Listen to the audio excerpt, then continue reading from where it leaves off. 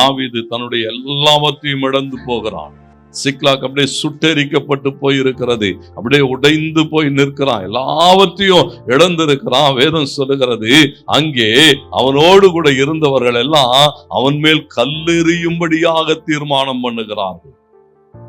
நீ யோசிச்சு பாருங்க, இருந்தவைகள் எல்லாம் இழந்திருக்கிறான். எந்த ஜனத்துக்காக உடைத்து கொண்டு இருந்தானோ, எந்த ஜனத்துக்காக ஓடிக்கொண்டு இருந்தானோ, அந்த ஜனம் இவன் மேல் கல்லெறியும்படி தீர்மானித்த போது, கல்லெறிய துணிந்த போது, என் வேதம் எப்படி தெரியுமா பதிவு செய்திருக்கிறது?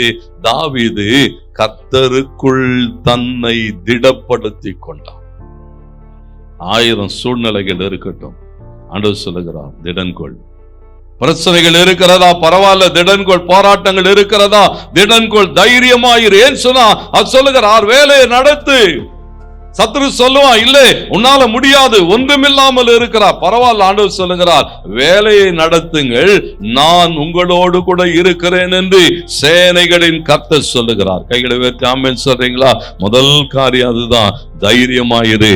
உன்னோடு கூட ஒரு தேவன் இருக்கிறார். இந்த பூஜ்யத்திலிருந்து உன்னை ஒரு பெரிய ராஜ்யத்தை ஆளும்படி நடத்தி கொண்டு போவார். ஒண்ணுமில்லாம இருக்கலாம், கர்த்தருக்கு மகிமை உண்டாகட்டும். தைரியமா இருங்க. ஏன்னா நமக்கு இருக்கிற நம்பிக்கை, ஒரு பெரிய தேவன் என்னோடு கூட இருக்கிறார். அது சொல்லுகிறார், நான் உங்களோடு கூட இருப்பேன். ஆண்டவருக்கு மகிமை உண்டாகட்டும். அது மாத்திரம் அல்ல, நீங்கள் எகிப்திலிருந்து புறப்பட்ட போது நான் உங்களோடு உடன்படிக்கை பண்ணின வார்த்தையின்படி என் ஆவியானவர் உங்கள் நடுவில் என்ன செய்வாரா? பாருங்க, ஆவியானவரும் கூட இருப்பார், நானும் கூட இருப்பேன், நீ திடன்கொள். சூழல்கள் எல்லாம் இப்படி இருக்கிறது உண்மைதான், சூழல்களை மறுக்கல.